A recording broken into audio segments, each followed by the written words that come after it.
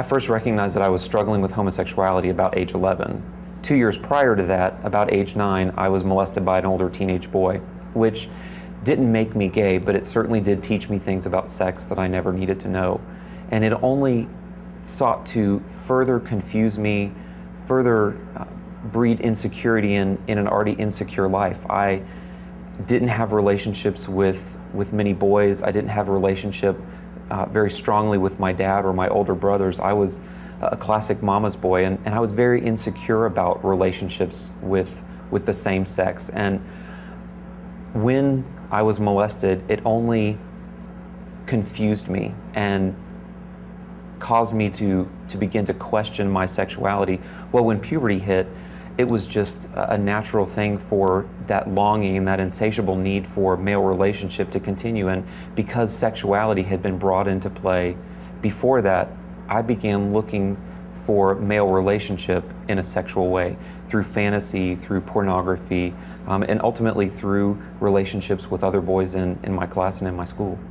The molestation was simply one of the straws that broke the camel's back. For me, I had begun fantasizing about emotional and physical connections with men starting about age 3 and 4. Not sexual thoughts or sexual fantasies or any type of situation like that, but I was looking for a dad or a brother or a comrade who I could be with and be friends with, who loved me, who would affirm me, who would make me feel secure. And those were things that I dreamed about from a very, very young age. And molestation took it over the edge into sexual fantasy and sexual exploitation.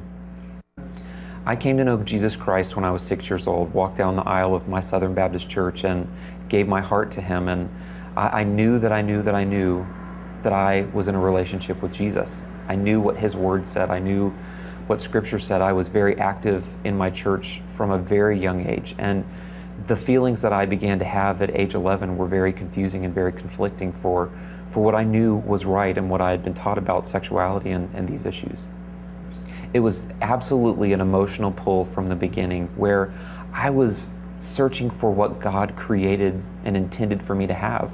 A strong relationship with my dad, a connection there, a man who would affirm me, who would model character to me, who would touch me, hold me, hug me, kiss me. All of those things in the appropriate ways and the appropriate things that God intends for dads to do with their sons. And I didn't get that. And I think because of my personality, because of the way God gifted me, I knew what I was missing. I knew there was something missing in my life.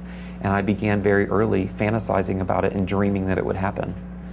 I believe very much that personality and giftings and how God created us, our perceptions, all of those things lend themselves to a child struggling with things that other children raised in the same home may not struggle with. For instance, my brothers grew up in the same house with the same dad that I grew up with, and they didn't struggle with homosexuality, but they did struggle with other things because there was a breach in their relationship with my dad. And for me, I very much believe that it was my personality, my giftings, coupled with a number of other things that led me to struggle with homosexuality or go down that path.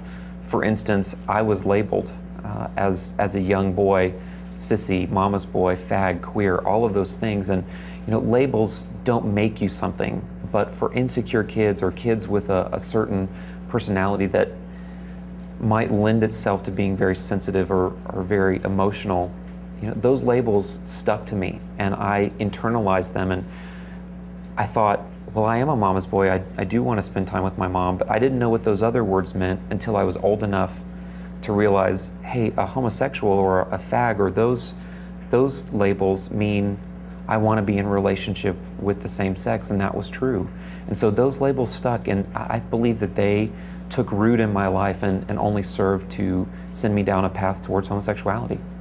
Temperament, I believe, again, is an enormous factor in how we relate to others, how we perceive relating to others, how we perceive taunting or criticism or those types of things. And I believe that those things played a part in my life and caused me to internalize things that maybe my brother, who didn't have the same temperament, didn't internalize or wouldn't even think twice about or would have shrugged off or slugged the kid who called him those names, but I didn't. I was very much in tune with the fact that there was something wrong, and those labels were internalized and became the label to what I was dealing with.